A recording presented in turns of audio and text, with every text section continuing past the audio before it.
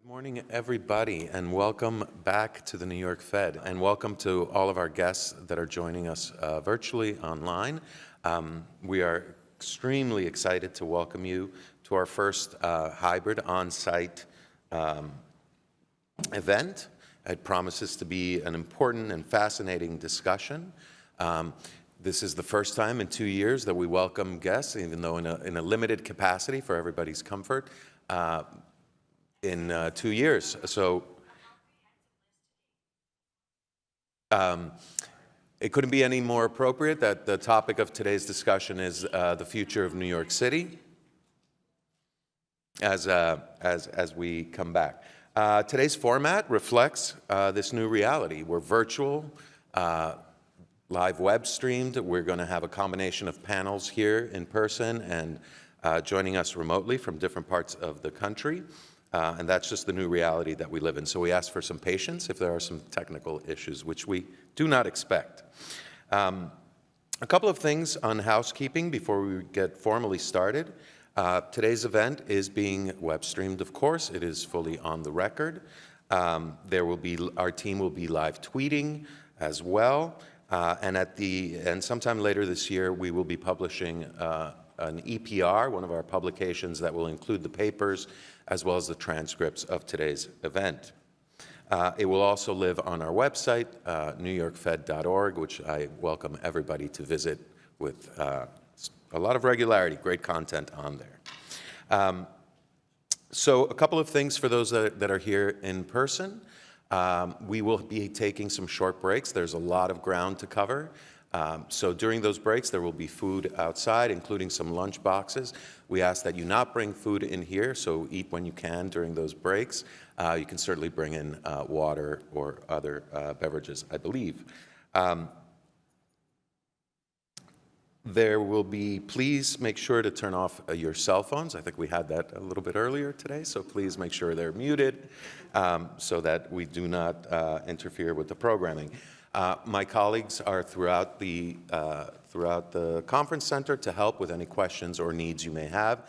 And most importantly, the restrooms are down the hall and to the right. So with that, once again, I'm thrilled to welcome all of you here live and virtually. And it is my privilege to introduce our president and CEO, John Williams, who will give opening remarks. John?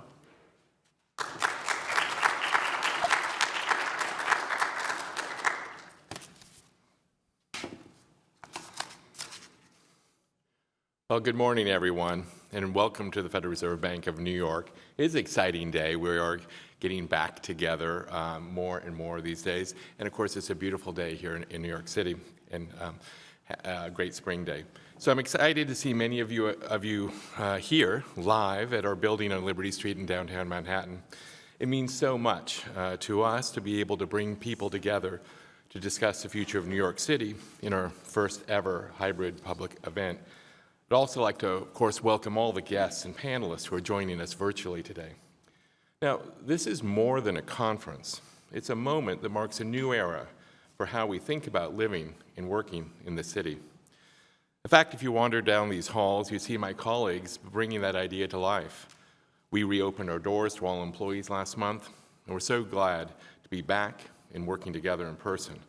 And for us, this is part of a flexible model that allows for a mix of days in the office with remote work. And we believe that being here in this way is best for our employees, best for the city, and best for the Federal Reserve's Second District, the region that we serve. Our physical presence gives us the opportunity to better engage and learn from our communities. Our mission is to make the U.S. economy stronger and the financial system more stable for all segments of society. And supporting local economies is a key part of that.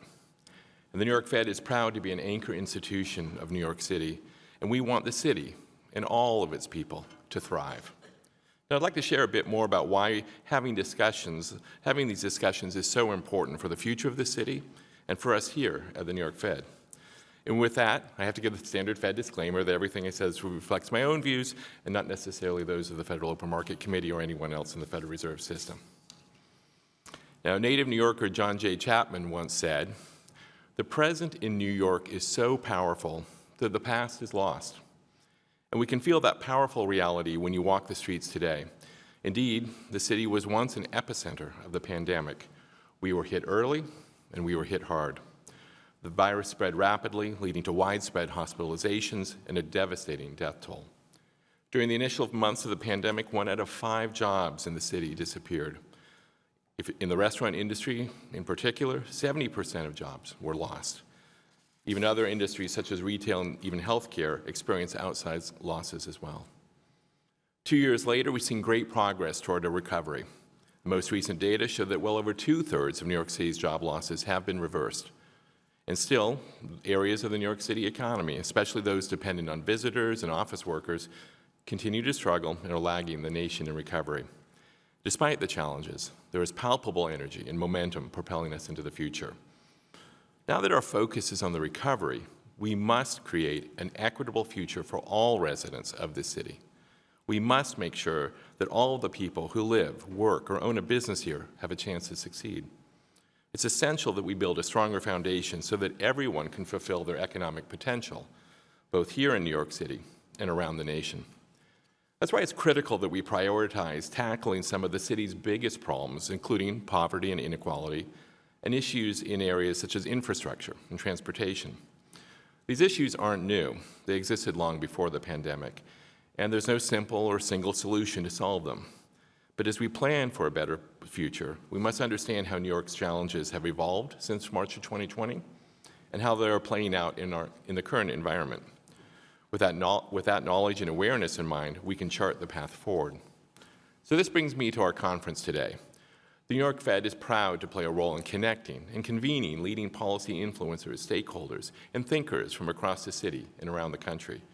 Our goal in hosting events like this is to be a catalyst for collaboration and creative solutions. The panelists we'll hear from today will help us accomplish just that. They each have a deep understanding of the issues, a familiarity with the communities, and many innovative ideas to share. The topics on the agenda complement the work that many people do in this very building every day. Our outreach and community development team is actively engaged with people and leaders around the 2nd District through our regional visits, our advisory councils, and frequent events. And our researchers study economic conditions and trends in the region and they make their findings widely available. This is a pivotal time for our city. We're excited to be back here, and we'll continue this important work in forums similar to this one. So I hope you'll partner and engage with us, because our collective efforts will make a difference. So let's take advantage of this opportunity, this New York moment, and together shape a bright future for this great city. Thank you.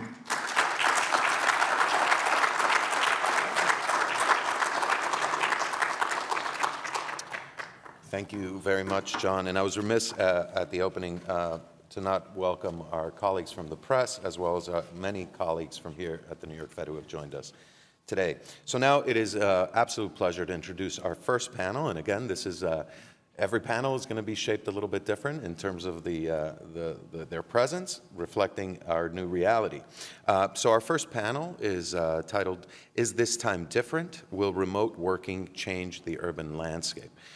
We are fortunate enough to have 2 presenters, 2 distinguished professors, Ed Glazer, who is a professor of economics and the chairman of the Department of Economics at Harvard University, where he has taught microeconomic theory and urban and public economics.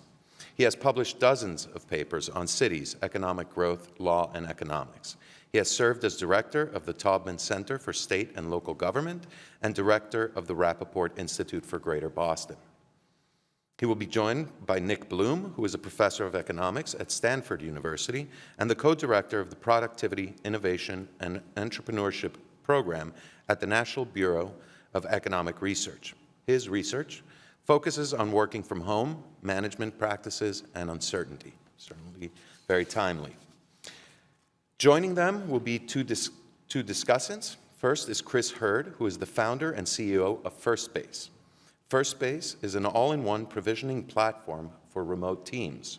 Their platform lets companies set up, supply, maintain, manage, and retrieve all the physical equipment remote workers need to do great work at home on a monthly subscription. Alexander Hale is Vice President of Research at the Citizens Budget Commission. He manages CBC's research agenda and covers areas ranging from public sector capital spending, infrastructure operations, and government policy impacts. Alex is also on the faculty of Columbia University and NYU. Finally, the conversation will be moderated by Steve Todd, who is the Global Head of Workplace at NASDAQ and founder of Open Sourced Workplace. Open Sourced Workplace is a community for business owners and workplace professionals seeking to share knowledge, insights, and experiences about work.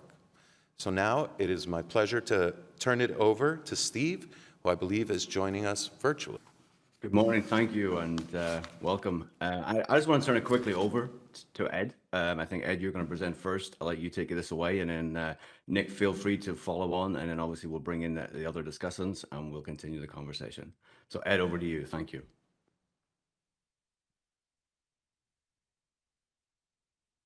New York. Unfortunately, it's Harvard's visit days, and since we have to compete furiously not only with MIT but with Stanford, I'm afraid I have to be here today. So this is going to reflect a little bit of work that I've been doing with David Cutler on urban winners and losers after COVID-19, and I'm going to talk a little bit of the sort of arc of cities in our current age. So let me start with a sort of simple observation, which is that historically, pandemics were often relatively good for the economy. If you think about the Black Death, which hits Europe in 1350, kills off approximately a third of the population, it hits an economy that's dominated by subsistence agriculture, in which the amount of land per capita fundamentally determines wages, fundamentally determines wealth per worker. And so if you kill off 1/3 of the population, which is an awful, terrible demographic event, the remaining population has 50% more land per person. And so they become richer. And indeed, there have been numerous articles which have claimed that the resulting boom of the late 14th century, in some sense, kicked off the urban renaissance of the 15th century with the increased demand for luxury goods. Flash forward to the influenza pandemic of 1918, 1919, a world of factories that is dominated by producing durable goods. The work of Francois Veld of the Chicago Fed shows us that this was associated with a short, sharp shock to the economy as factories closed, as mines closed. But since demand for durable goods didn't seem to decline during this pandemic, just as they did not decline during our pandemic, the factories soon rebooted themselves. Now, 100 years later, the factory jobs have disappeared, they've been outsourced, they've been automated, and the ability to serve a cappuccino with a smile has been an employment safe haven for less skilled American workers. The 32 million Americans who labored in leisure, hospitality, and retail trade before the onset of the pandemic, those workers seemed at incredible economic risk when those smiles become a source of peril rather than a source of pleasure. And so at the beginning of the pandemic, we were fairly convinced that this economic change, and this just shows the decline in the number of manufacturing jobs, the rise of the number of leisure and hospitality jobs, we were fairly convinced this was going to be, an economic disaster. I'm going to skip over this, but this actually just shows the change in trips in different parts of Manhattan. This just gives you a sort of view of what's happening early on in the pandemic. So this is our economic change. And as the pandemic rolled out, these urban service workers were unable to continue remotely. And so this shows the change in trips, people moving around in different parts of New York City. This shows you the incredible decline in the number of trips that are taken as of April and May 2020 in the sort of inner parts in lower Manhattan, in Brooklyn, as people started Zooming. By contrast, the people in the outer boroughs, many of whom were in these urban service jobs, continued going to work because they were in essential industries, because they actually had to go to work in order to earn a paycheck. This partially explains why the pandemic was so much deadlier in the outer boroughs than it was in the inner boroughs. And this just shows death rates or cases per capita as of May. Death rates went along with these as well. This shows the relationship between cases and the share of the population that were in essential industries across New York. And this shows the share of cases with the share of the population that were in industries which the Dingler naming classification tells us can be done remotely. Now, in the early days of the pandemic, this dependence on an urban service economy really led us to think that we were looking at an absolute catastrophe, particularly for lower income urban workers. This comes from work that we did with the alignable network of small businesses, where we were polling businesses as of April 2020 and asking, were they open? Did they think they would be open in December? And what we saw was that massive amounts of closures. 45% of our small businesses were closed, and 37% of them expected to be closed in December, especially in these urban service businesses. 70% of arts and entertainment firms were closed. Personal services, 86%, as opposed to, let's say, the professional services, which only 21% were closed. And so we really thought we were facing a absolute catastrophe for less skilled urbanites. I also thought this would be terrible for income, and so this just shows the very sharp shock in the demand for leisure, for the number of leisure and hospitality workers that went on at the onset of the pandemic. But in a sense, the opposite occurred. What we actually saw was that wages soared in this sector immediately after the onset of the pandemic, and they've risen steadily over time, which is sort of a very different rolling out of events than we expected. I think a non-trivial part of this, probably the main part of this, was $4 trillion in federal spending. As my colleague Larry Summers has put it, an intervention more like World War II than like the Great Recession in terms of the level of federal intervention. Thank goodness I am not a macroeconomist, and I do not have to opine on whether or not this was the right decision or not. But it led to a setting in which the economic fallout was very, very different than we expected. Now, that's the backdrop for what I'm going to tell you right now, which is our attempt to sort through which cities have done well or poorly through the pandemic. We're going to create something of an index, which involves employment and earnings, taken from the quarterly census of employment and wages, the QCEW. Our data goes up through the third quarter of 2021, and so we're going to be looking at the third quarter of 2019 versus the third quarter of 2021. We're going to be able to look at repeat home sales data from the FHFA, again, a 2-year interval, December 2019 through December 2021, and we'll look at the change in permits from the Census of Construction from 2019 to 2021.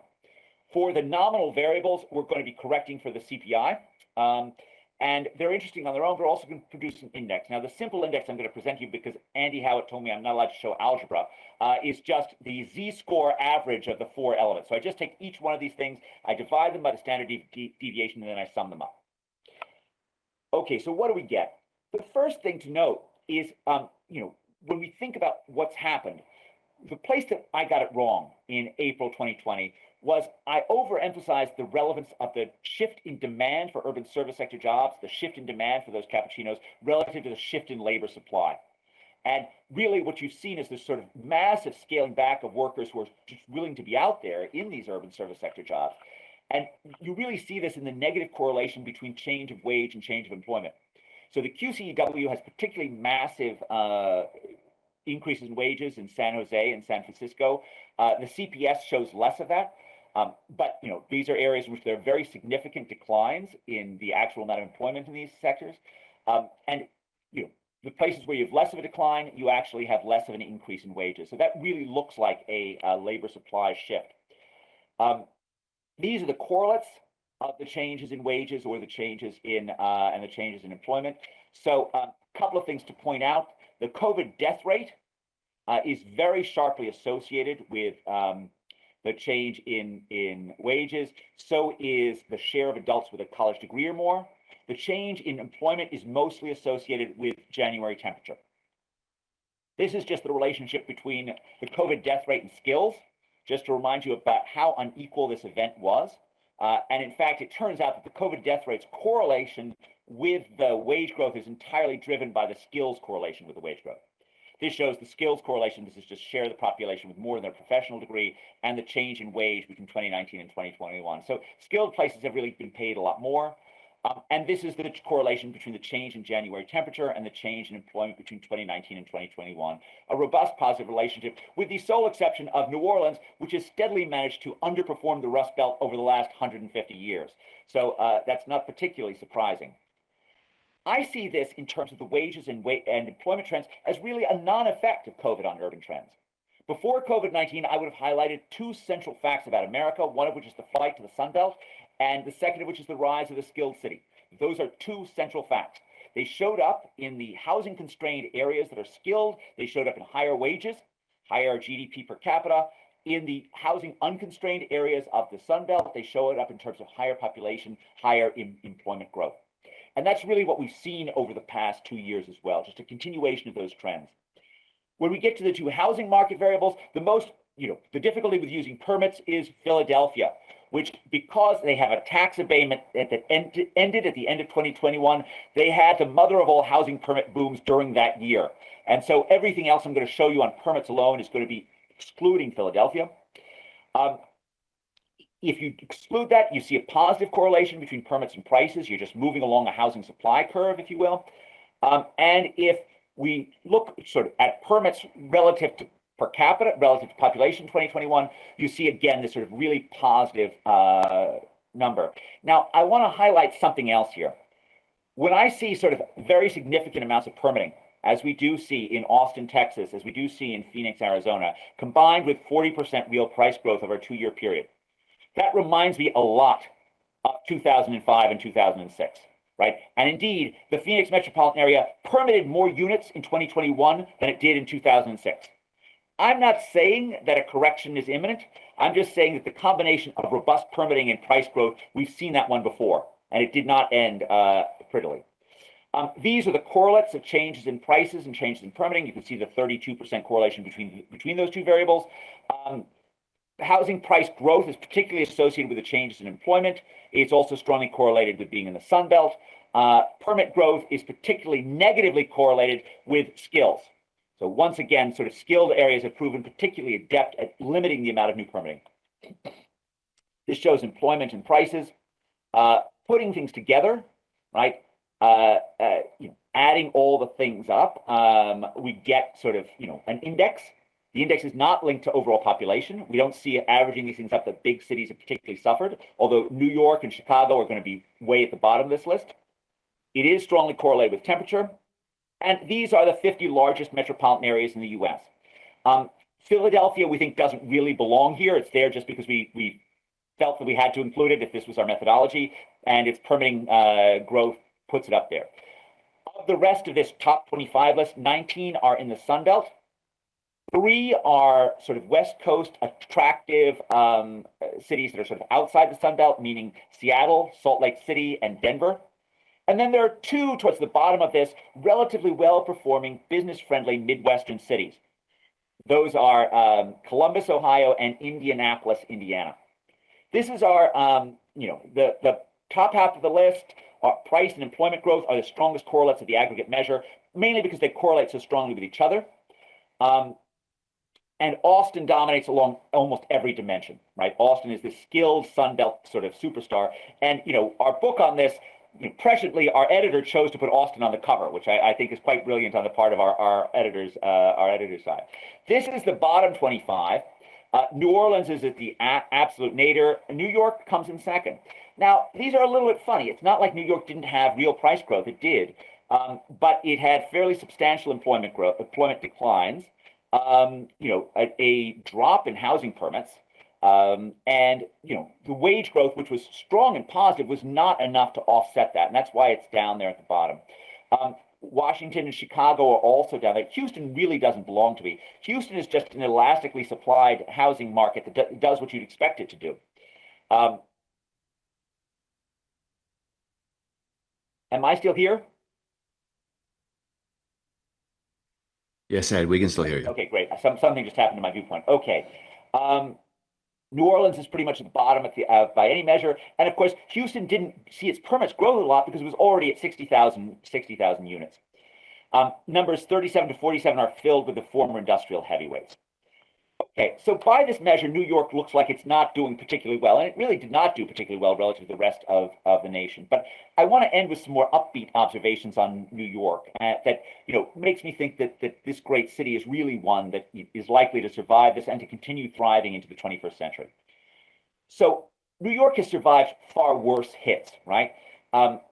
perhaps the absolute bottom point is 1783, when the British occupation ends, leaving the city absolutely deserted. That's followed by, in some sense, the greatest explosion of New York's history, period, when it becomes the continent's most important point. Its central location, its fantastic natural harbor, makes it a hub of both shipping and manufacturing. The 1929 crash leaves the financial markets absolutely in shambles. The city's massive building boom of the late 1920s, which gives you sort of behemoths like Rockefeller Center and the Empire State Building, ensured empty towers for over a decade. And yet, once again, the city was revived by World War II and then the 1950s, and it had another spectacular 30 years after 1945. Then, of course, there was the crisis of my youth in the city, the deindustrialization crisis, the elimination of the garment sector, and even that was reinvented in the 80s and 90s when New York becomes a capital of the information age. And it's really quite different. And I just want to highlight a little bit of what happened there. So globalization and automation killed New York industries like New York City's garments. This is the decline in the cost of moving goods. So New York's, erstwhile advantages as a port and as a rail center became much, much less important. You saw the growth of the Sun Belt, something that we saw in the more recent data that I just showed you earlier. And then people like Alvin Toffler, writing in 1980, a former New Yorker, was predicting that these types of innovation, the information technology of the time, would kill off cities, just as people have predicted that Zoom is going to kill off cities today. And yet they didn't kill off urban and information jobs. I would say for 40 years after 1980, Toffler was completely and totally wrong. And I think going forward, it's a mistake to think that new technologies are likely to kill off the office or downtown New York either, which is not to say that everything that Nick is going to tell you about hybrid work isn't true. I believe it is true. But that's going to mean slightly lower prices, and that's going to mean a period of readjustment, not an end to the demand for face-to-face contact. I'll just make a couple of observations about this. This is from work by Natalia Emanuel and Emma Harrington, which really echoes earlier and very important work that Nick did on call center workers in China. Both papers find the same thing, which is the short-run impacts on productivity are either zero or actually positive by sending people remote. You can actually make more calls if you're at home than you can work. Both papers show a 50% drop, however, in the probability of being promoted if you're remote. I interpret this as a decline in the learning function that comes with face-to-face connection. The fact that we become smart by being around other smart people, and becoming promoted in a call center, at least in the ones that Emanuel and Harrington study, means you get to handle the difficult calls. Well, how would you learn how to handle the difficult calls if you worked face-to-face? How would your boss know that you were good at handling those face-to-face calls, those difficult calls if you worked face-to-face? And so you shut down the learning channel. This is from work by Sonia Jaffe and her co-authors at Microsoft. And I will just read to you from the abstract here. They study thousands of Microsoft workers and their experience going remotely. Our results show that firm-wide remote work caused the collaboration network of workers to become more static and siloed with fewer bridges between disparate parts. Furthermore, there was a decrease in synchronous communication and an increase in asynchronous communication. Right, so this is very much a view that our relationships get static, our relationships get siloed, and this connectivity, which is so crucial to collaboration and so crucial to creativity in the 21st century, this becomes reduced. Finally, we have the point that companies don't hire remote workers. This is from work by Jose Ramon Morales-Aria and Carlos Dabain. The left-hand side is showing you jobs that need to be done live. Those jobs saw a short, sharp reduction in employment on the onset of the pandemic, but then both new hires, new postings on Burning Glass, and new employment came back. By contrast, the jobs that could be done remotely by being a computer programmer, the employment held steady, but the new hires fell catastrophically. And this is very compatible with the view that you could maintain relationships with existing workers, but you couldn't onboard new workers. You couldn't get them embedded in the company culture, and you couldn't actually, teach them the things that they needed to really thrive. That view is compatible with our experience with remote schooling for K through 12, which has been somewhere between a disaster and counterproductive. This just reminds you of how unequal teleworking has been during the pandemic. This is at the height of May 2020, when 5.2% of high school dropouts and 68.9% of people with advanced degrees were working remotely. So if you imagine a future that is largely remote, you're imagining a future that is even more terribly unequal than the recent past. So looking forward, I think, first of all, everything's going to depend on how things roll out in terms of the health situation. Things are looking reasonably stable right now. The disease looks like it's moving to becoming endemic and not particularly deadly. If that's how COVID continues, and if we don't get a new pandemic in the next 5 years, then I think things are going to begin reverting to normal. That still means that there's a real shock. There's a shock for New York, okay? Commercial space is going to be more vulnerable than residential space. You're going to see a drop in demand for many forms of commercial real estate. That's going to show up in terms of lower prices, not empty offices, at least once the market clears. You're going to see a reconfiguration where spaces are going to move to younger firms and younger workers. You're going to see a configuration, hopefully, where real estate is able to reconfigure itself from commercial real estate to residential real estate. Permits are going to play a major role in that. The regulatory framework is going to play a major role in that. And this is a time where I really hope New York makes it easier to convert space. Remote work will continue, hybrid work will continue. But I want to emphasize one other thing, which is really central for New York, really central for the second district. Zoom means that global talent has just gotten more mobile, just as it was in the 1970s. And yet there's a dire need, a dire calling to help the urban disadvantaged. And yet if we try to help the poor by taxing the rich more, by letting crime rates go up, we risk a replay of the 1970s, when well-meaning governments, well-meaning mayors like John Lindsay, right, were tried to fix the city, but did so in a way that didn't pay attention to retaining their talent. This led us straight to the near bankruptcy event of the 1970s.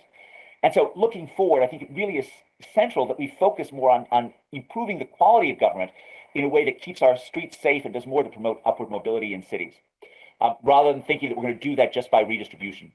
And my last point is just the long run history of New York, the long run history of cities more generally, really gives us enormous scope for hope. Cities have been reinventing themselves for thousands of years. They continue to be the best hope for humanity, and they will get through this, both COVID and remote working, just like they've been through so many crises in the past. Thank you so much for including me in this event.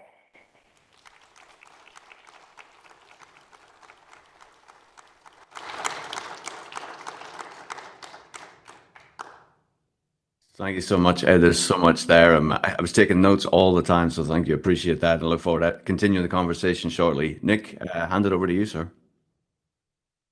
Thanks very much. I'm going to share my slides. Let's see, can I do that? If you could let me share my slides. Great, thanks.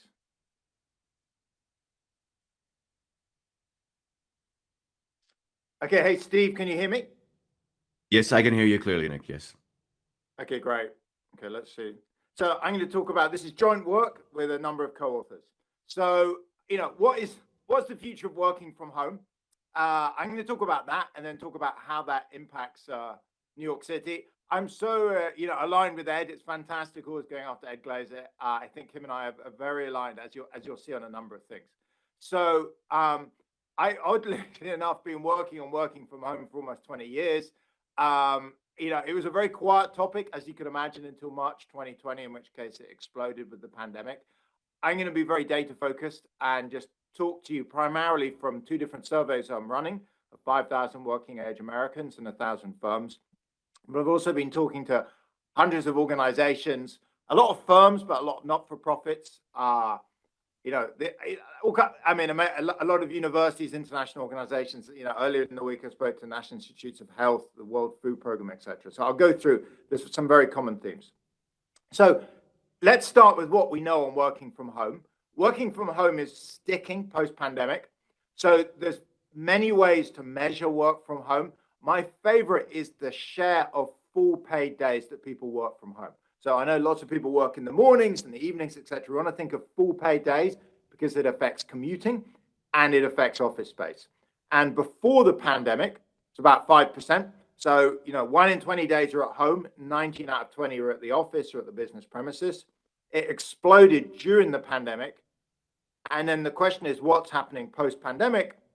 Well, from our data, I should say, we've been surveying 5,000 Americans a month, which is where we get this data from with Jose Barrera and Steve Davis. We asked them each month post-pandemic, what has your employer told you about how many days you'll work from home? And the average number here we get across the US is about 25%. So you can see from pre-pandemic from 5% to post-pandemic of 25%, work from home is going to roughly increase by fivefold. So that is a massive, massive increase. What will this look like? Well, I'm sure, Chris may also comment to this too. Chris and I have talked already. So here's what America and probably New York, which is reasonably representative of this, will look like. There are basically three groups.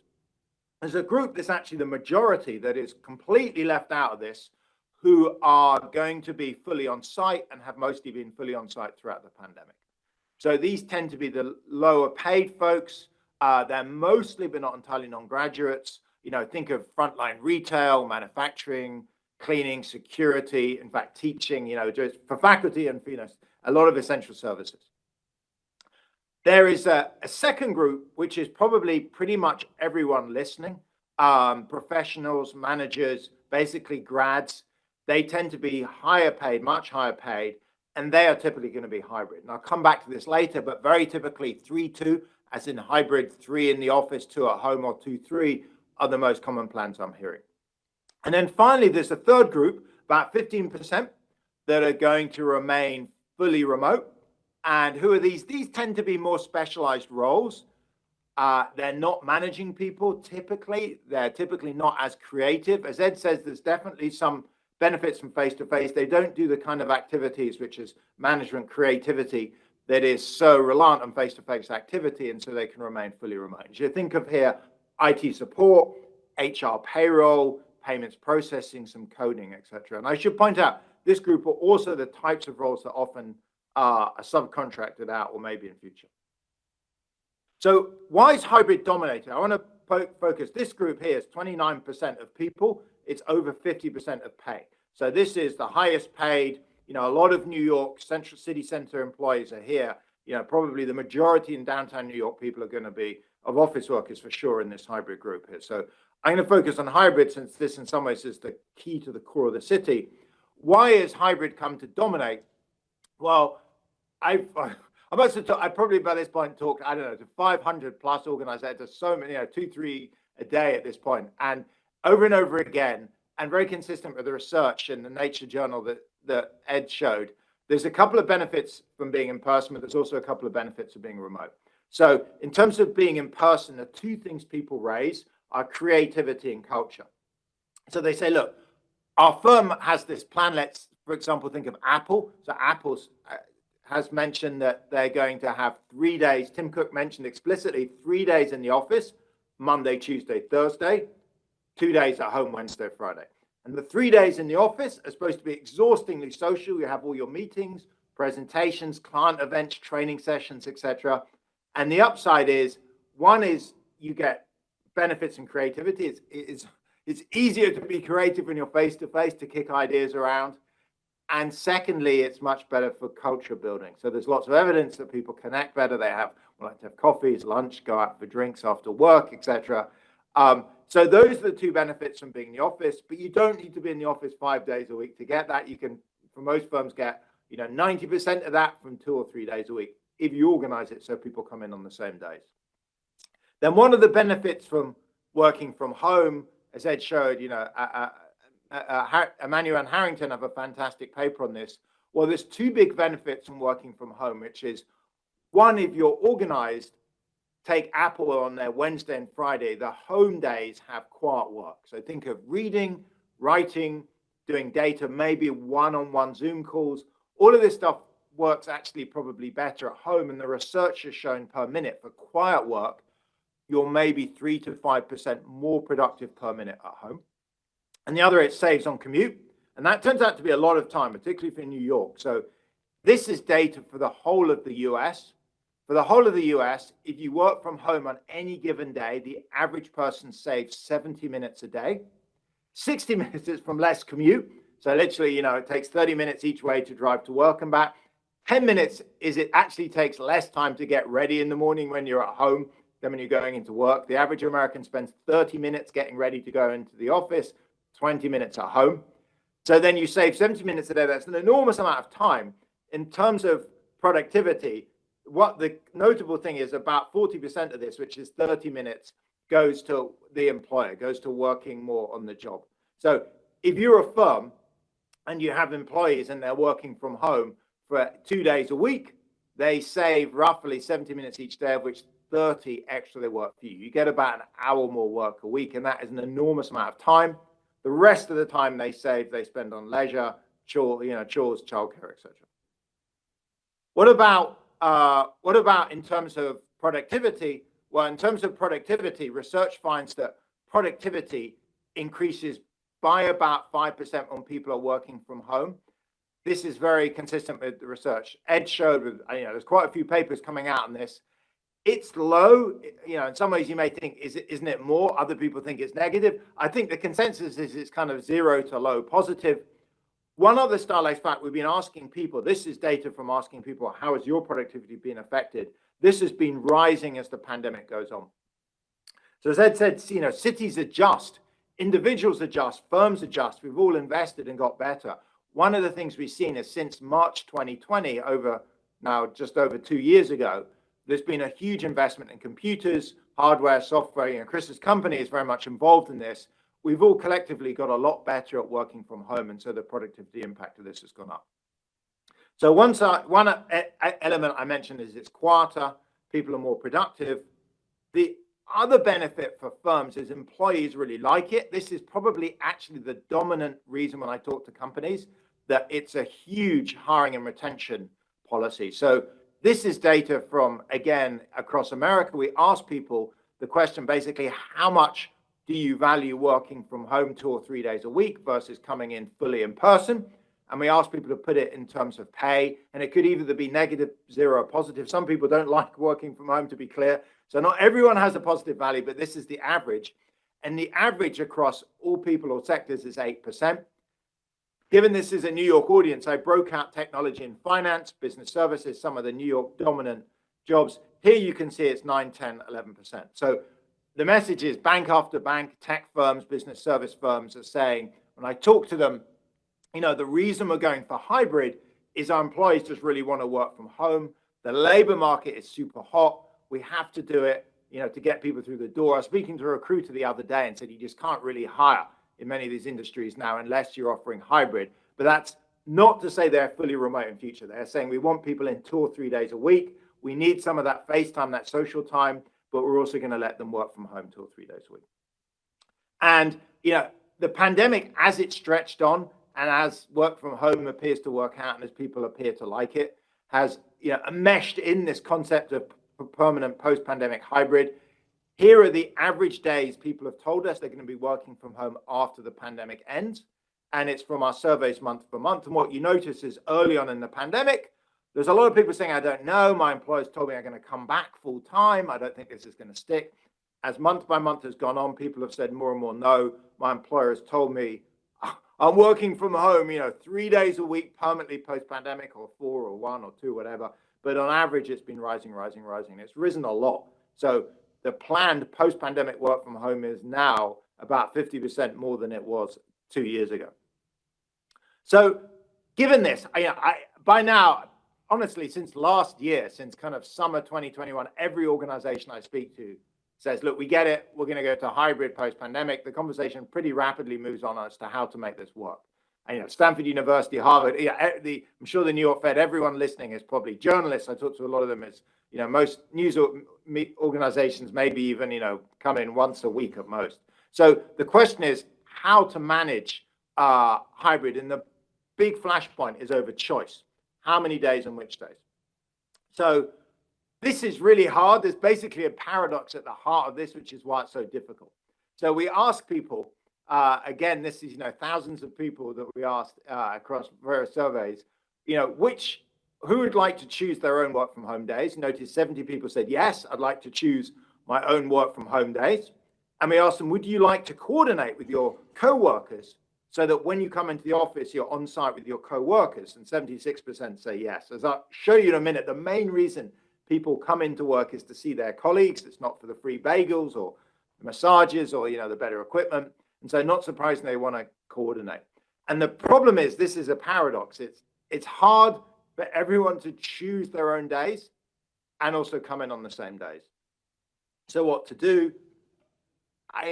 initially you may think, well, look, maybe we let people choose, and this graph appears to support this. So here's another question where we ask people, how often would you like to have paid work days at home? You can see that, that there's a huge variation from 23% of people say basically rarely or never. I don't ever want to work from home again. They tend to be younger empty nesters or, older empty nesters or young singles. They want to come in 5 days a week. At the other extreme, there are people that love working from home. They tend to be more middle-aged with young kids in a house with a long commute. They want to be there 5 days a week. And then there's a group in the middle. And this actually, makes it very hard to suggest you should have choice. It's a nightmare distribution. For most things in economics, I see distributions are bell-shaped. Most people want something in the middle. Think of, I don't know, the temperature in the office. Most people want it somewhere in the middle and a few want extremes. This is like a dumbbell-shaped distribution. There's all the densities at the edge and there's a skinny bit in the middle. And it makes it very hard for employers to manage it. I'm sure, John, with the New York Fed, with lots of organizations, you have folks at both ends who really want to work from home, that really want to come in, and a few folks in the middle. So this suggests towards choice. As the pandemic has gone on, and I've spoken to literally hundreds of organizations, I've become much more nervous about choice, and I kind of go through it. The big issue is these mixed mode meetings. So when you have choice, you have some folks coming in, some at home. These meetings, it turns out, don't work very well. A lot of companies have said, look, when we went back in the fall before Omicron, we're back in the office, but we'd have these meetings where some were in person, some were at home. The people at home complain the people in the office were like sideways, and the meeting rooms were walking out. It was like whispering, you couldn't hear what's going on. And the people in the office were saying, why am I coming in when half my colleagues are at home? I'm on Zoom all day, I'm not happy. So I think, where we're going to be is people come into the office because they want to meet their co-workers. Here's a survey. What are the top 3 benefits of working on your employer's business premises? And you see people typically mention the top 2 they mention is basically face-to-face and socializing. So I think, and it's borne out by the data, which is the wrong way, that post-pandemic, we're going to have a world of hybrid, and the world of hybrid is going to be reasonably organized. If you look at large organizations, 250 plus employee firms, either teams are going to choose the work from home days or firms. So this is like Apple. Apple says everyone's going to work from home Wednesday, Friday. Everyone's going to come in Monday, Tuesday, Thursday. Or this is a lot of organizations like Google, where each team is told, look, you've got to sort it out in your team. You may be going to have 2 common days in the office, 1 at home, or 2 in the office and 3 at home. But make sure each team comes in on the same day in order to make use of that. So, in terms of how to execute work from home, I'll do something high, low risk, safe for the rest of 2022, hybrid 3-2. I'd acknowledge it's a 6-month plan. I'd, at the end of this year, collect a lot more data, survey people, and figure out something for the long run. So this is where most companies are. I mean, I put this up because it's very standard, but at this point, when I talk to organizations, they're pretty much all on this kind of model. So what are the implications for offices in New York? So there are 3 things I want to talk about: office size, office location, office design. So first, office size. You may think, and this is very consistent with what Ed said, you may think firms are going to slash office space. So we know that footfall into offices is probably down about 40%. If you're going from 5 days a week coming in to, let's say, coming in 3 days a week and working from home 2 days a week, that's a 40% reduction. When we surveyed firms, this is from US data from work from with the Atlanta Fed. We've seen the same in the UK. Firms report they're only going to cut office space by 1-2%. Why? The simple answer is scheduling.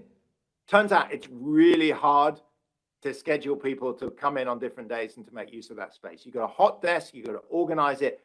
Basically, everyone wants to work from home on Monday, Friday. They want to come in on Tuesday, Wednesday, Thursday. So I can talk about it in discussion, but from just talking to firms, it doesn't look like they're planning to cut office space much. Rents are down, but office space, as Ed said, the prices have adjusted, but the quantity hasn't. What about locations? So people, individuals are leaving city centers. So I'll come back to this more in a minute, but this is data from the US Postal Service. We have monthly change of address flow data. It's an incredible data set. It covers, all American households, a couple of 100 million observations. If you look at the change in New York and San Francisco, near where I live, looks similar. What we see is the donut effect has happened. So people have moved out of city centers. This is where people live, their residences, and moved out to the suburbs in both cities. Why is that? Well, people used to live in the city centers because they had to come into work 5 days a week. If you now have to come into work, say, 2 or 3 days a week, you can't leave the city entirely. It's not like people are fleeing New York and going to Alaska or Mississippi. But they are saying, look, I don't need to commute as much, but I do want a home office and I kind of want a backyard, say, so I can sit out during the day. So I'm going to move out to the suburbs. And we see that city across North America. We call it the donut effect. Now, the question is, if individuals are doing that, what are firms doing? I'd say it's less clear, but from talking to firms, I've talked to a couple of hundred, I've talked about office locations. They are mostly not moving out. I've heard, in fact, I'm not really aware of any firms that are talking about fully moving out of city centers. The reason is, again, to be clear, they're talking about hybrid. For managers, professionals, the plan is hybrid. And under hybrid, you want to have folks come in the office for 2-3 days a week, be happy, connect together, have meetings, presentations, trainings. And that means your office has to be one central location. It has to be nice. People have to want to come in. So I don't see, as Ed said, I don't see New York getting deserted. Rents are soft, but most firms I talk to are still planning to stick with their old headquarters. What they are doing is redesigning the space a bit. Individual Mad Men style, cubicles are out. It's much more open plan seating, meeting rooms, individual Zoom cubicles. So to sum up, what are the impact on New York? It's going to lose some of its city center population. We see that already. This is the average net population flows for the 12 largest American cities. New York and San Francisco look like a more extreme version of that. This goes up to the end of 2021. What you saw is in the city center, this is central Manhattan, and the kind of just around that, there's huge outflow of people at the beginning of the pandemic, and they haven't come back. So they may eventually come back. We're not seeing any evidence as of yet. I suspect some of this will be permanent. It's hard to know how much. That's, of course, affected rents and home values. So this is data from Zillow, again, for the same 12 largest cities. And again, New York will be an extreme version of this. Rents in the city center plummeted. They've recovered to the prior trend, but over the same time, the suburbs have done really well, the same in home values. Why is that? Well, people are just en masse. There's donut effect. They've moved out from the city center out to the suburbs, pushed up rents, pushed up values there.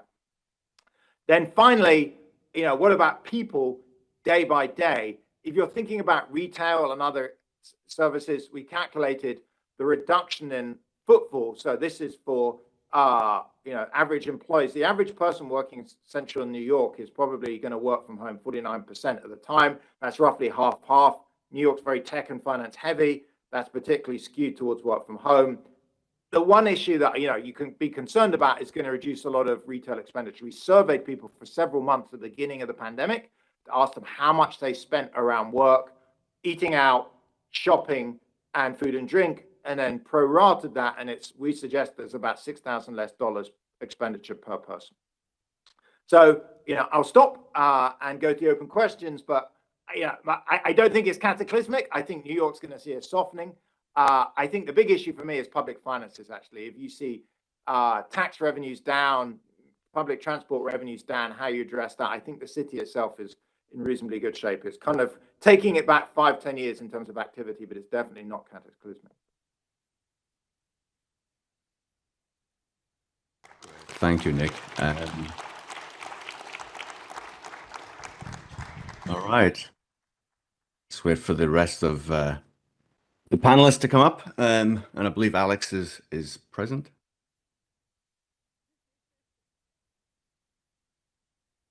There you go, sir. Good. All right.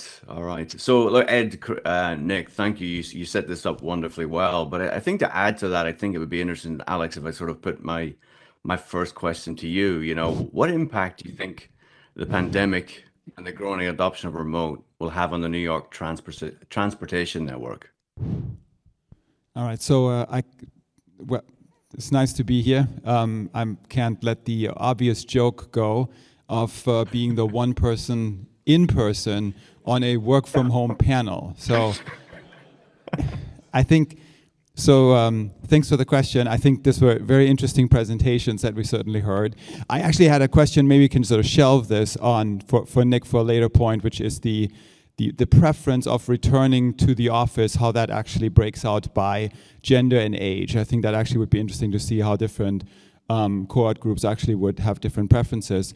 So when I think about work from home, there's certainly disruptions that we've all lived through. And I think if we think about ourselves, behavioral economics also can teach us some lessons, which is loss aversion. Once you've gone from only being, maybe a day, half a day remote, and you're going to 5 days, and now you're being asked to actually, cut back, that's going to work differently, sort of depending on which side of that scale you're on. So I think people will have a natural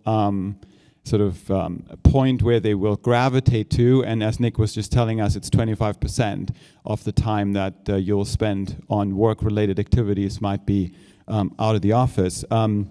25% of people have, if I remember the statistic correctly, significant remote work. I think on the transportation side, the scheduling point is particularly troubling for me, because when I think about this, what we've actually lived through here is transit use came to a halt, essentially. People were concerned about their safety. People weren't traveling. So this is a slightly different story considering, the subway versus commuter rail networks in New York City.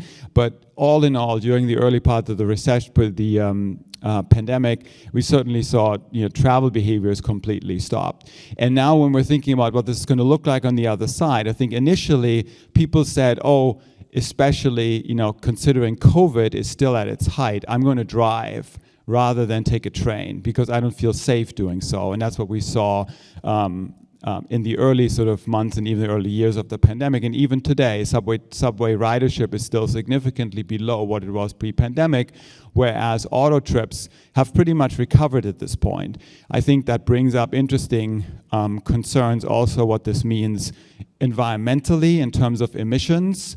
And maybe $5 a gallon gas is going to be able to shock people out of auto use and back onto trains, but it's probably too early to tell. In terms of the scheduling, I think, New York City subway is certainly struggling winning back ridership, but if we're now thinking about how infrastructure is provided and how it's being utilized, even pre-pandemic, some of the usage was tremendously peaked. So having been with the Port Authority for 10 years, if I just use the PATH system as a representation of a commuter rail system that brings people from New Jersey into New York City, the ratio of peak versus off-peak or shoulder commuters was 8-to-1. So take a quarter hour in the morning between 7 and 8 and take an equal quarter hour between 10 and 11. Later on in the morning, you can bring your kids and a soccer ball because there's plenty of room on these trains. So I think when we're now thinking about how we're going to accommodate people that want to go to the office, if everybody stays home Monday and Friday, and I would agree that's probably going to be a likely outcome, what does that mean for infrastructure and services being provided? Because it's hard for transit agencies to say, we're going to run more service Tuesday through Thursday and less Monday through Friday. There's going to be a whole planning aspect of this. And I think even prior to the onset of the pandemic, I think there were issues of how do you get people out of the peak and onto the shoulder periods? Because if you look at the cost of providing service, that's order of magnitude higher in additional capacity during the peak compared to the off-peak. I think that problem has now become even more complex and even more complicated when we're taking into consideration the scheduling component and the extent to which people may gravitate towards similar overlapping office attendance schedules, since I think everybody feels that that's the benefit of being in the office, to be there with colleagues. Otherwise, I might just not do it at all. But if we do that, we don't only get a daily peak, but it also gets we don't get a 24-hour peak that is focused in the morning and the afternoon, but we also get a peak on certain days. And I think that is that's an interesting new challenge, and that certainly will be a problem also for the question I think that's going to be covered at a later panel of what kind of infrastructure, transportation and otherwise, should we be providing and how, and what kind of infrastructure should the city and the state be planning for. So I'm going to pause here and let you take it back, Stephen. You can move to the next person. Thank you. Thank you, Alex. I appreciate it. And again, just continuing the conversation, as it's we don't know what it's going to be. But then, Chris, you talk to CEOs, corporate leaders every day. Nick in his presentation again, and Alex confirmed, employees want more and desire to work from home more often. What are the consequences for the firms that don't embrace or adopt remote working?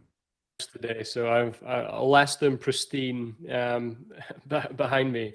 In terms of the effect that I think we're going to see in businesses, I would in many ways draw parallels to what's happened with e-commerce, particularly going back to the rise of the internet in '95. And I think initially very few people bought anything online. Eventually, a few people bought some things online, through to today, almost everyone buys almost everything online. So I think there's this transition, which is mainly aided by the rise of trust in remote work, which is obviously been facilitated by what's happened over the last 24 months. And I think there's also an aspect of workers demanding it, which is going to produce the outcome that they're going to have more control over their working environment than CEOs and business leaders may necessarily want to give them. Yeah, and so then just to sort of continue that thread then, Nick, in the long run, do you expect firms to be forced to offer work from home more and more as preferences to attract talent and retain talent? So I think, the thing that's already driving work from home is, so be clear, hybrid. So for most people who are thinking about hybrid, it's like, as I said, 2-3 days in the office, 2-3 days at home. That appears to improve productivity and keeps employees happier. So I think even if there's a downturn, it's still in your, I mean, why wouldn't you? It's like employees value it on average about an 8% pay increase. So why wouldn't you do something that makes them more productive and happier?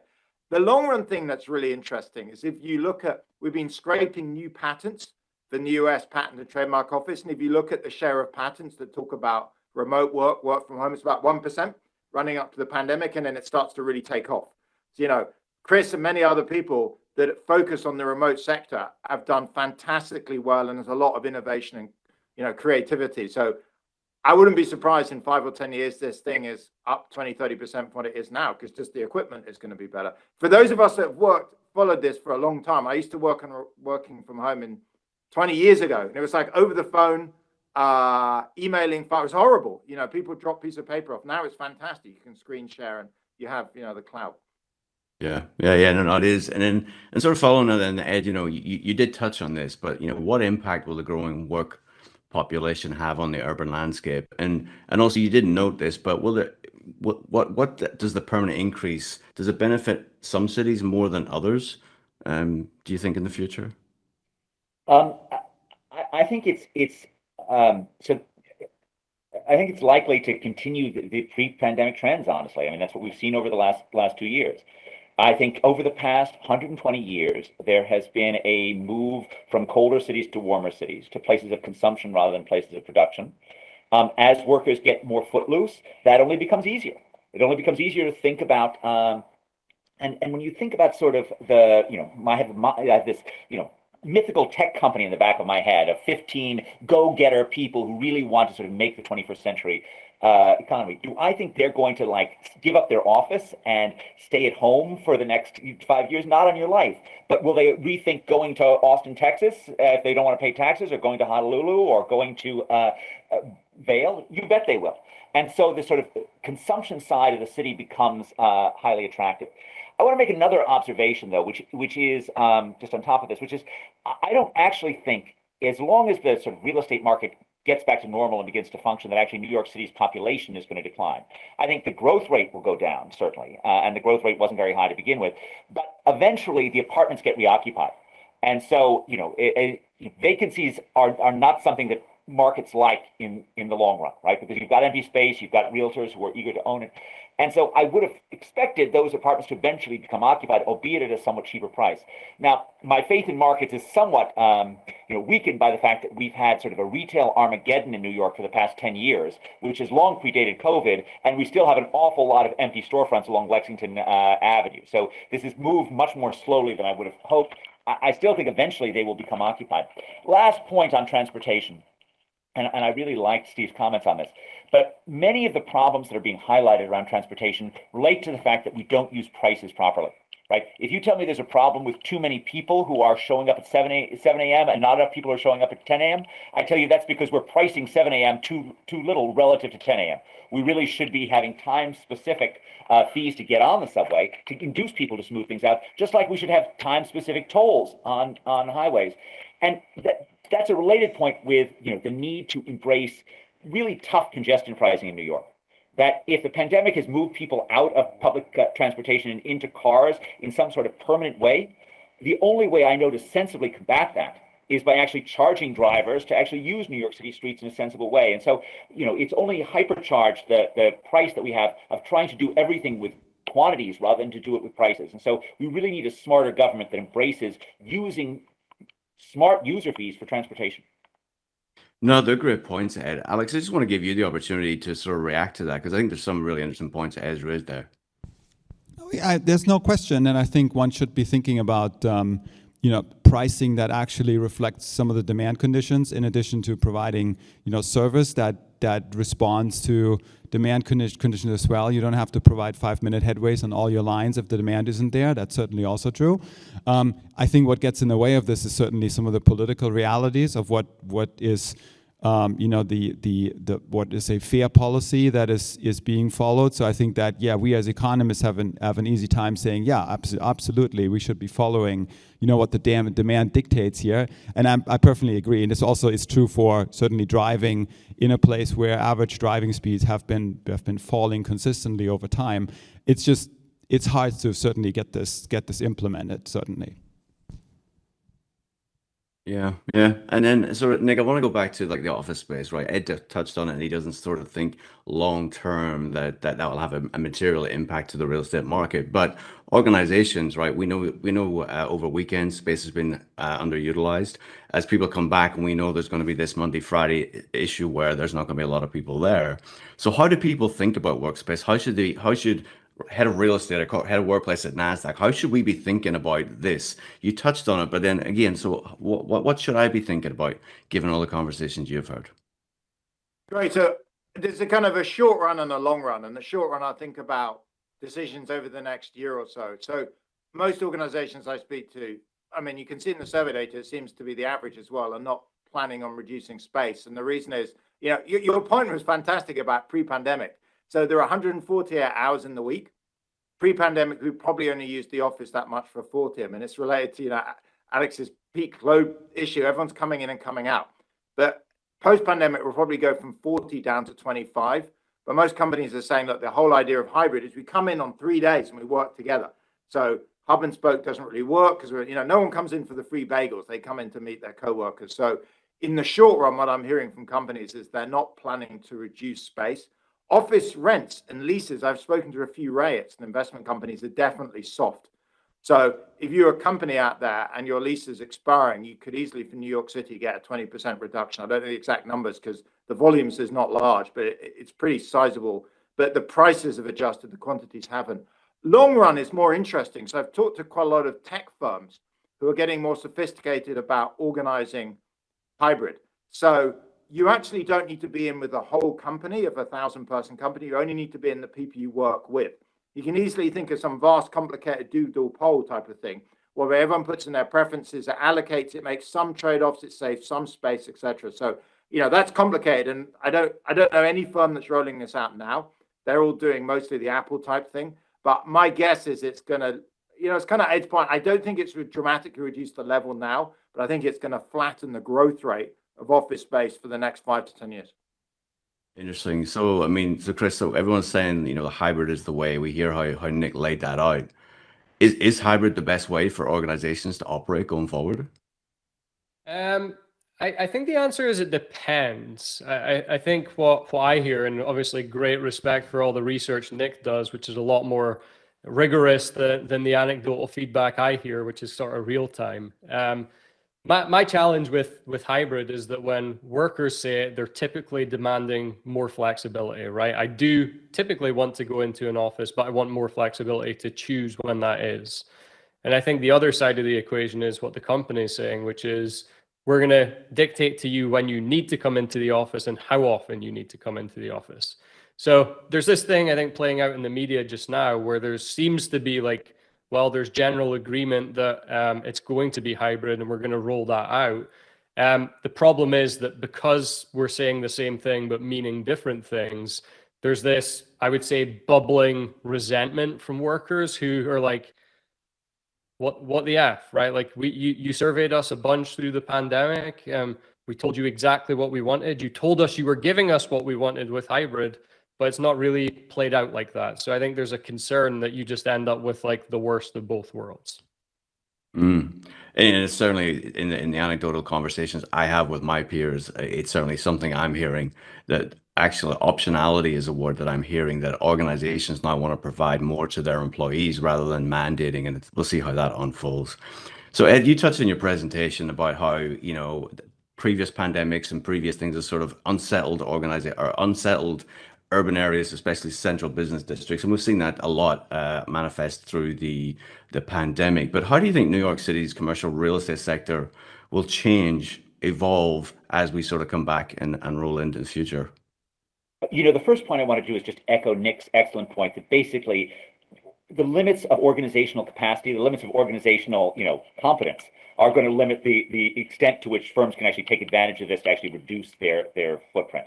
I mean, just think about all of those management consulting firms prior to 2019 that, basically had their partners only in 1 day a week. They were all on trips, and yet they managed to have full offices for all of those partners sitting empty for all of those days. So that's, I think, the sort of first thing that pushes against sort of a major realignment. That being said, I have no doubt that this is a negative shock for New York City real estate. I don't think that this is going to be, a catastrophic thing. I think it'll take several years for commercial to adapt. I think in many cases it depends upon the extent to which the city's rules will enable reuse. So we have a city that looks like the current city or the pre-pandemic city, just with lower prices and a little bit less energy if we have no ability to adapt. The more that we have rules which say, we're going to make it easy for you to shift commercial into residential, that becomes a much more interesting world.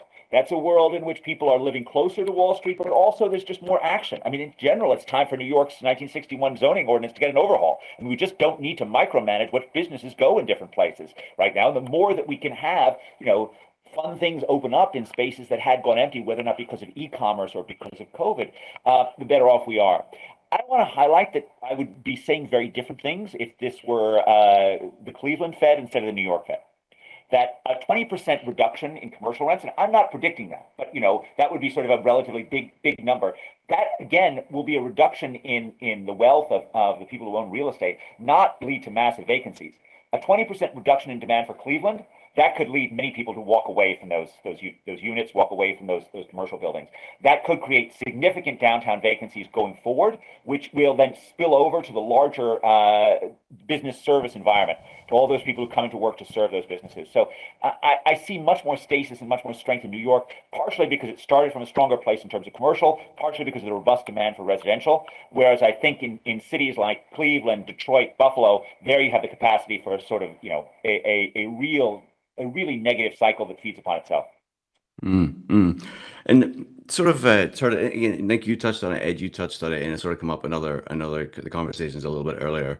Open question. I'd be really interested to hear everyone's perspective on this. But before the pandemic, big cities like New York City, could successfully attract highly skilled knowledge workers. Going the remote and that sort of work, that type of worker is typically who is sort of lean towards the opportunities for remote is able to happen. With the adoption of higher remote work, what impact will that have on cities, but also the companies that operate in big cities to attract that talent going forward? Nick, we can start with you, but again, I'd like to really hear other people's opinions on this. So mostly companies are going hybrid. So I don't disagree with Chris. There's a few firms like I spoke to Upwork, Quora, Automatic. There's a bunch of tech firms that are going fully remote. So to be clear, there are some firms that are going fully remote. And there may be more in future. When I talk to big corporates, they're generally going hybrid in the short run, at least. So that means you still have to stay near enough to New York. If you're going to come in 2 days a week, you may be out in the suburbs, but you can't entirely leave it. It's true that there's 15% of Americans that will be fully remote. Those folks are a bit more footloose. So I think of like Stanford University. We have a bunch of support roles that are going to be fully remote. Those people can entirely leave the Bay Area. But I think New York will continue to do well. We will just see a bit of softening of prices. People will have slightly cheaper rents. They live in slightly bigger apartments. There'll be slightly fewer of them. There'll be a bit less activity. City center will be quiet. I mean, the best way to think about it is just to reverse 10 years. We know that New York has become more and more expensive and successful going back to Ed mentioned the budgetary crisis of the late 70s. we're kind of going back 10 years, but that's not a terrible thing. In fact, for San Francisco, the crushing thing was the affordability crisis. I'm not sure it's so bad at all if rents and property becomes a little bit less expensive. I personally think it's maybe an opportunity, actually. Mm-hmm. Anybody else want to jump in? I think that, you know, we're all aware that, you know, New York City brings great benefits, but also great costs. I mean, people make the decisions to be here because of the opportunities, because of features that the city brings, because of the connectivity and just the exciting nature of the city. I don't think that's going away. I think it's this balance between, you know, are you willing to pay and carry the high cost of doing so?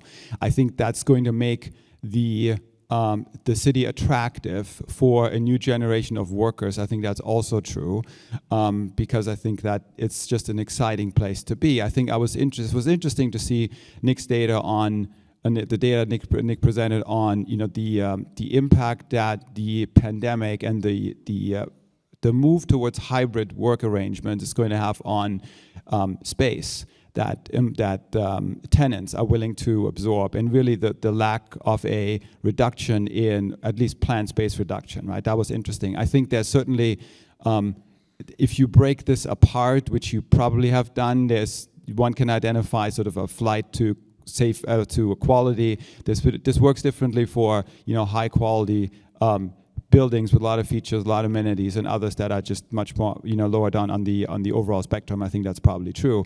I think overall the other factor that could really benefit the city from, you know, an attractive point of view is also if there was, you know, different policies on immigration. I think if you open up the city and make it welcome again to people from all over the world, you know, some of the students that I have in my classes, they go from all over the world, and then all of a sudden they may be forced to leave because they don't necessarily have the necessary you know, permits for, you know, continued work and residence in New York City. So I think having hybrid as an arrangement in a work relationship can certainly make the city more attractive. It will change the way in which residents and workers will interact with each other and with their employers and with the urban environment.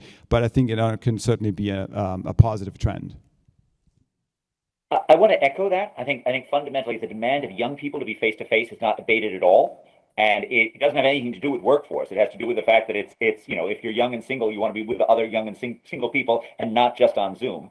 And I agree strongly with the point that immigration would be a huge boon to New York. That was, of course, what caused New York's population to start growing again in the 1990s, was the large immigration boom. But I do want to highlight something. Whereas those populations, younger immigrant populations, will continue to have a hunger for New York City's density. That's not necessarily a very wealthy set of the population. It's not a set of the population that will keep real estate prices up at current levels, and it's a set of the population who will pay considerably less in taxes. And even though, you know, I am quite optimistic about the long run demand for New York City as a place to live and a place to work, right, we could see real fiscal traumas going forward, especially with the need to sort of deal with things like, you know, policing, schooling, and so forth that are, you know, really do need reform. But these things will be expensive to reform. Okay. Chris, did you want to add anything? Yeah, I think I've maybe got a couple of slightly different viewpoints. So I think, like, there's one major caveat that I would apply to everything that's happened remotely over the last 2 years. And Nick sort of touched on it up front. He's worked remotely for 20 years. And I think in many ways, this has been the worst possible version of remote work. People have been working while they've homeschooled their kids. They couldn't see their friends and family. They couldn't do all the intangible stuff that makes remote great. So I think as people start to get exposure to that, I suspect they may look to decouple from cities. I also think there's like a long and a short and a long-term thing here, where companies are going to do certain things in the short term, but over a long enough time horizon, I think they're going to be forced to be more remote because the most innovative companies, again, Nick mentioned a few of them, Quora, Upwork, Automatic. If tomorrow's most exciting companies can be assumed to be creating most of the jobs of the future, and whether that's right or not is going to be to varying degrees, then I would assume that there will be more remote jobs in the future than there are in the present. So I would say there'll be a migration towards that. All that being said, I'm not necessarily convinced New York doesn't do well out of this, actually. Like everyone else says, New York's a pretty great place to be.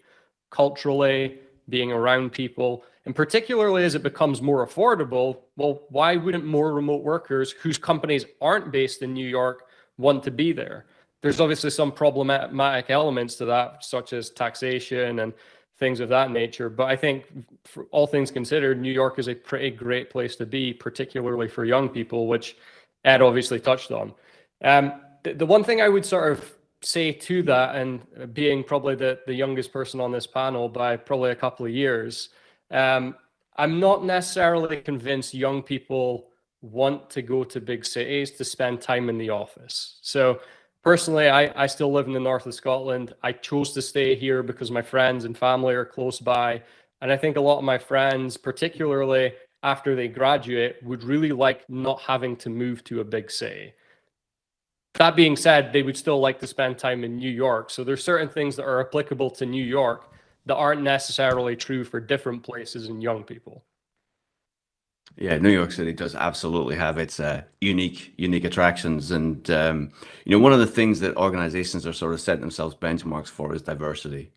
So how does New York compete with those diversity challenges that organizations have set themselves when a remote opportunity provides them with a much broader, diverse population? Using the same word multiple times, but you kind of get the drift of what I'm trying to ask. Ed, I'll start with you. And sort of how does a company based in New York City compete with that?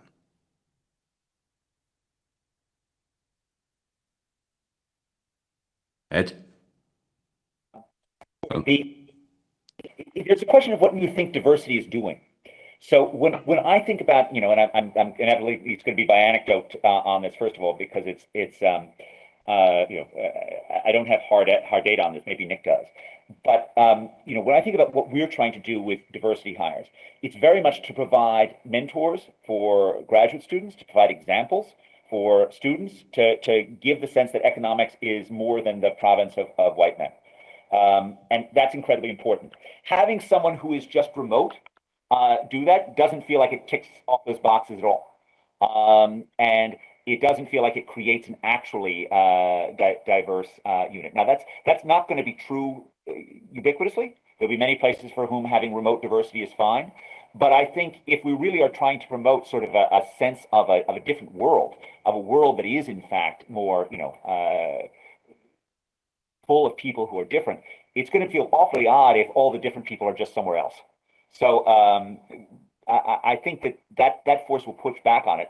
However, you're right. I mean, the remote working thing creates more of a scope for a broader labor market, and it'll be particularly attractive in places in cities that are not diverse to add diversity from other locations. And I think that's in general right. Now, New York is an extraordinarily diverse place, and I would think, in fact, you may well have people who actually want to live in New York and are hired for other companies that want to be diverse elsewhere, but then continue to link to New York as a place for them to live, for them to find a home. This, of course, relates to the point about New York City being a traditional home for immigrants as well. Mm-hmm. Mm-hmm. Any responses? I would maybe add to that, which I think the diversity and inclusion pronunciations from organizations over the last 3 to 5 years have fallen somewhat flat, as they haven't really done anything outside talking about it. I think when organizations talk about DE&I, like, it's not just people that look like us, being able to attract them and being able to attract different ages of people that look like us. So I think the thing that remote working in particular is interesting for is to say, okay, well, the office has been great for certain types of people and less good for other folks. So what about people who are single parents who find it particularly difficult to work 9 to 5? What about people who have health conditions or impairments that find the office really difficult to work in? And I think as you start to play that out, the diversity starts to increase, not just in one metric, it sort of expand the aperture of types of people that the company is actually able to employ. Mm-hmm. Yeah. And sorry, we also have to note, right? New York City, when we think about digital nomads, ranks number 13 in the US. So it has the ability to attract remote workers. But how does the city attract more remote workers as that population gets bigger? I think it was prior to the pandemic, there was like 5 million digital nomads. Today, there's probably 50 million plus, and that's only going to go bigger as the gig economy unfolds in front of us. So how does the city attract those type of workers? It's all about consumer amenities. I mean, it's the same thing it needs to do to retain the workers who are going to at risk of leaving, right? New York has to recognize that it is very much in a I guess it's a buyer's market, but it's a market in which it is really easy for people to relocate, and the competition for talent has just gotten hotter. And so New York has to fight what it can to make its tax burden as low as possible, to make its schools as good as possible, to make its streets safe, and to make sure that it is possible to start businesses which will be fun and exciting on the sort of ground floor level, because it has to fight to be a city that is exciting. The easiest place for the mayor to start is with permitting reform. Right? That is the area that does not take money. That is the area in which the city has, shot itself in the foot. And importantly, right, it is something of an outrage in this country that we regulate the entrepreneurship of the poor so much more than we regulate the entrepreneurship of the rich. I mean, if you want to start your internet phenomenon in your Stanford College dorm or your Harvard College dorm, you can basically have 1 billion users before anyone is regulating you, right? If you want to start a bodega that sells milk products in New York City, you've got, 15 permits to go through. And so that's really the place to start, is to make sure New York has made it as easy as possible to make the restaurants and the shops and the various things that provide the experiences that will continue to make New York a place for digital nomads and for everyone else.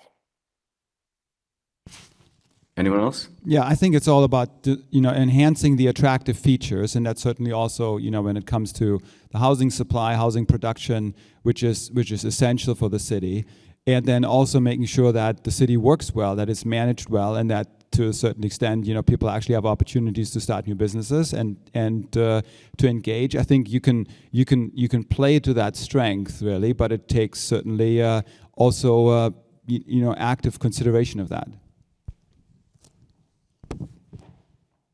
Yeah. So I just want to go back to Ed, during your presentation, and sort of as we think about either hybrid and we think about the future of remote, you noted that 50% drop in likelihood of promotion based on the anecdotal research. How do you think this plays out long term? I remember when Nick first presented his stuff, and he very much had a view that this was like a failure to connect at the water cooler with the boss. I remember using some sort of phrase like that, and that may well be it. I don't know how to, I put a more positive spin on it, that's your boss knowing that you're good at things. It's very hard to separate that out, obviously. Like how your success within a firm always has to do with the actual productivity that you're bringing, plus the relationships that you're forming. But I think more generally, it is, I have long taken the view that face-to-face contact is about dynamic effects rather than about static effects. And it's about the ideas that you haven't had yet. And it's about the learning that you haven't done. And it all ultimately comes from the great English economist Alfred Marshall, who wrote 140 years ago that in dense clusters, the mysteries of the trade become no mystery, but are, as it were, in the air. And it is related to the fact that New York City, other big cities, they're not notable so much for having a single wage effect that new workers come when they get to New York, but rather a wage growth effect. That is, every year that they stay in, they achieve somewhat faster wage growth, which assuredly is both real productivity and your ability to work the system. I don't see any of that change. All of that stuff in terms of data prior to 2021 was getting stronger over time as knowledge became more important over time. And in some sense, there's a race here between the ability to learn via Zoom with the fact that knowledge has only become more important. The fact that globalization and new technologies have radically increased the returns to being smart. And we are at least partially a species that gets smart by being around other smart people. So I really don't see that changing. Although I think very much, of a world in which particularly middle-aged people are going to be doing various hybrid type things. Even when we think about our employees that may well go fully remote, no one thinks that they're going to go fully remote from the beginning, right? They're going to be in the office for the first 6 months, and so will eventually go remote afterwards. So I just continue to think that the learning component of face-to-face contact is incredibly powerful, and that's ultimately going to be why New York continues to be a place of productivity as well as consumption. Although in the short run, I'm betting more on the importance of consumption for maintaining New York rather than production. Yeah. Ed, what are your thoughts? I mean, because employee sentiment right now is right. You've highlighted want to work from home, but as people work from home and they see their colleagues get into the office, they see those advancing. Do you think that's going to change sentiment and what employers maybe think about and what they want to provide their employees going forward? Well, I'm interested in Nick's view on this. Yeah, I just say Nick. Sorry, yeah. maybe. Nick.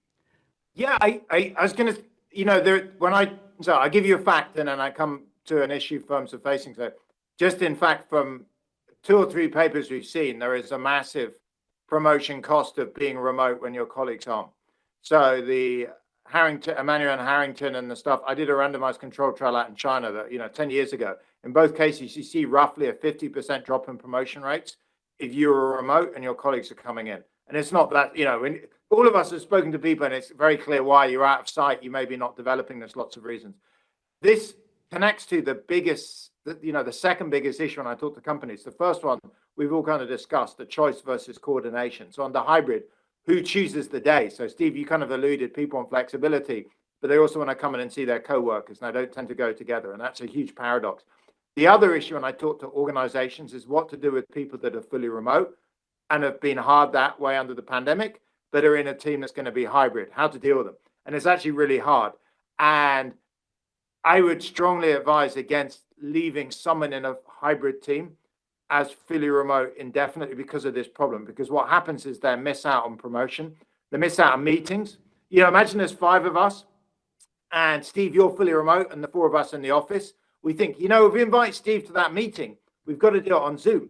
Why don't we just not invite Steve? And it's a lot easier. And then, this happens and you get left behind. So it's a huge issue. If you are fully remote and everyone else in your organization is fully remote, that's totally fine. You're not being left behind. You're all on a level playing field. If you're hybrid and everyone else is hybrid, that's fine.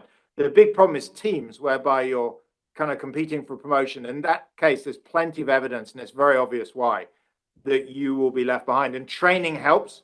But as Ed said, it's not entirely training. Some of it is just you're not building the experience of being in the office face to face. And I think for anyone listening that has teams like this, it's worth thinking hard about how to deal with people that have gone remote. I think in the long run, you need to get them back into hybrid with everyone else, or have the whole team go remote. I think having a mix in a team is extremely problematic. Yeah, Chris, in the conversations you're having, how are companies addressing these biases? Well, I think it's something that is somewhat less problematic the earlier and younger a business is, right? Like they are used to operating this way, and in many ways they're able to build policies around it to address it before it even happens. With the larger businesses, I sort of echo what Ed and obviously Nick are saying, which is this is a problem. I wonder whether it's the type of problem, though, that if you wait long enough and the proportion of remote workers increases, it actually solves itself without having to do too much.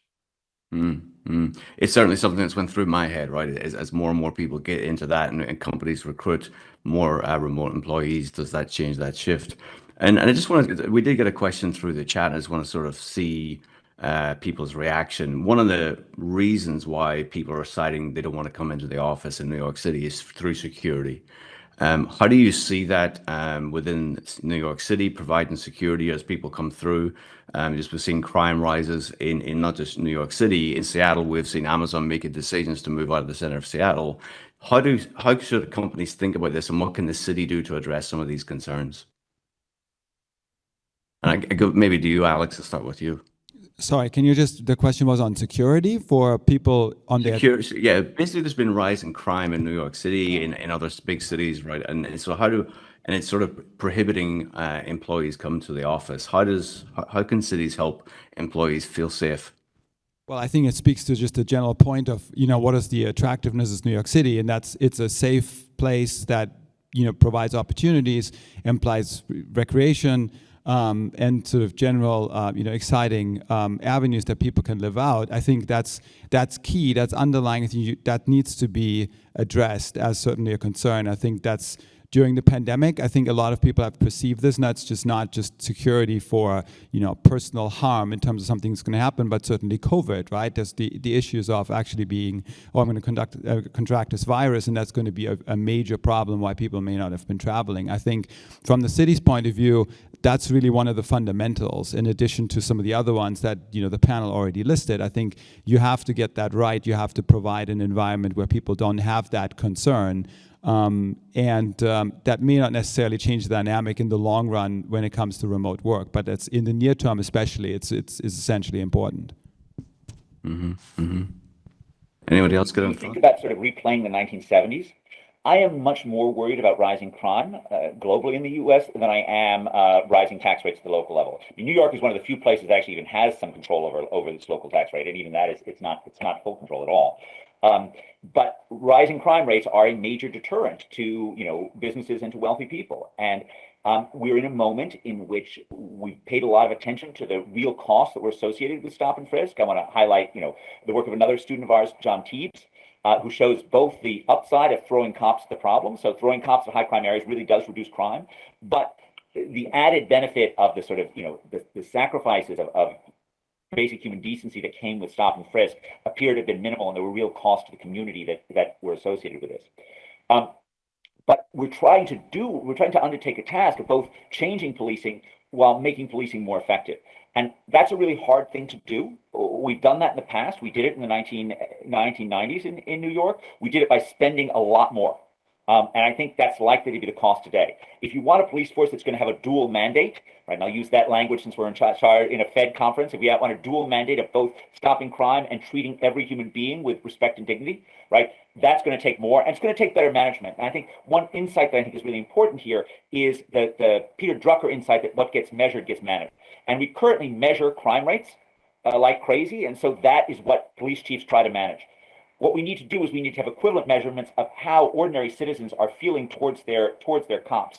And are they feeling like they're being treated by respect? Are they having good interactions, bad interactions? And we need to actually hold police chiefs accountable for both of those measures. What companies can do is they can push this as an issue, that they actually they want to pay higher taxes on for police. They want to make sure that their police are doing sensible things, and they want to make sure that we're meeting the real need of reforming the police and making them more accountable and more humane, but not in a way that increases crime rates. Mm. Okay. So bottom line, just I want to get to the final question. I'm really interested to get everyone's opinion on this. So what do you see as the future of New York City when we think about remote work, and who do you think will be the winners? Maybe Nick, we start with yourself. The winners, I think employees are the winners. So employees, just to put a number on it, report they see hybrid work from home as equivalent to an 8% pay increase. So employees are definitely happier working from home. I think employers are winners too, on average, actually, because people are slightly more productive, and it will drop quit rates, will make them more efficient. I mean, the losers, I think, are commercial real estate companies. In fact, there's two challenges that I haven't thought about how these quite figure out. One is definitely a question for Alex, is the impact of mass transit. So in large cities around the world, if you go to work from home, like take BART, I mean, the New York subway must be the same, but long-run ridership is predicted to be only 70% of pre-pandemic. Now it's like 40-50%, but costs are fixed. So one big issue is how to save mass transit. Because if mass transit goes down, everyone drives, and you have Carmageddon. And then the other issue is what to do with high-rise skyscrapers. So anything that requires, so we've been surveying people about their post-COVID comfort of what they do. And one thing that's clear is about 50% of people aren't comfortable about getting into a packed elevator or a packed subway train. So how do you make use of tall skyscrapers? Because, even if we only come in Tuesday, Wednesday, Thursday, in the mornings, we're all going to rush up in the elevators, and the evenings come back down again. But a lot of people aren't happy about doing that. So the other challenge is what to do with high rises, because they just currently don't have the elevator capacity if we all go back even for 3 days a week to make use of it. And I don't, have a great solution. I'll pause with those two, mass transit and tall buildings. Alex, I'll let you respond and share your thoughts on that.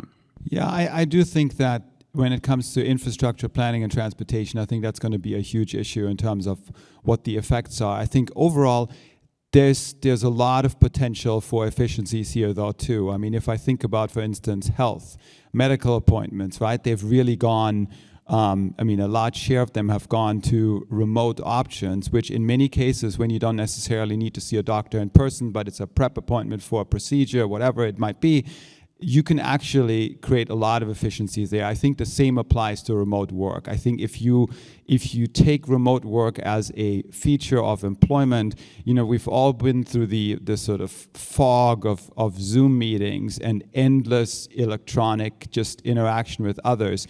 But you can also imagine that was the other end of that spectrum. If you can sort of normalize that a little bit and it turns into a more reasonable just administration of work, because in any kind of job, we're only talking about a sliver of jobs here, by the way, right? Just as was identified early on, this is not all jobs. But there are tasks that can be done remotely, there are tasks that work better in person. If one thinks about this efficiently in terms of how one can perform certain tasks, maybe on certain days of the week, maybe at certain times of the day, if they are remote versus in person, I think you can also become more efficient, which is an upside to this. And I think if that comes along with overall, employment growth and income growth, it can only be an upside. Mm-hmm. Ed? I agree with Nick on this. I think basically the remote work side of this brings choice to people, and choice is a good thing for individuals. Choice is a good thing for companies, and on net, this is something that is positive. It's going to be hard for some commercial real estate owners. I think that's right. The thing I am particularly worried about is the widening inequality as a result of this. So I'm worried about like the urban service workers, and especially the longer that our skyscrapers remain empty, the more difficult will be demand for this. In a city like New York, it was particularly hit by the business travel decline. And in a sense that we haven't talked very much about that, and I just want to highlight that I really don't think, I've been in the office every day except for one since August 3rd, right? And I love it. And, clearly there's heterogeneity there, and there are other people with different views, but I have been, at the same time, I'm delighted being back in the office. I am really also delighted not to have to go on, as many 8-hour round trips to Chicago for a 45-minute meeting. And I think many of us are happy with that, and that's likely to be the new normal. But there are a whole lot of jobs that go with that. And it's not necessarily the airlines, I guess, who will adjust to lower faring tourist travel, but all the hotels, all the restaurants that thrive on business travel. This is a really tough thing for New York City, and you can really see it in the New York employment numbers. So I want to highlight that. In fact, I told a story where in 2020 in April, I thought the big story for the economy was going to be labor demand for urban service workers. The big story over the last 2 years has actually been labor supply. That's partially about, fear of the pandemic. It's partially about $4 trillion worth of federal spending. As we move forward, we can't keep this up indefinitely, right? That spending is going to disappear, and there still is a shock to demand, at the very least, through the tourist industry, and I think those are the workers who are going to suffer most. Mm. And Chris? You're on mute.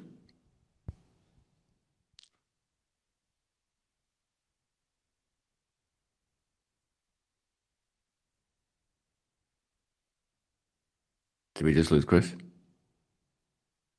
I think I'm still here, Steve. You're going to have to recap the question, though. So, no worries, mate. So what do you see as the future of New York City, and who do you think will be the winners when we think about the remote and the future of work?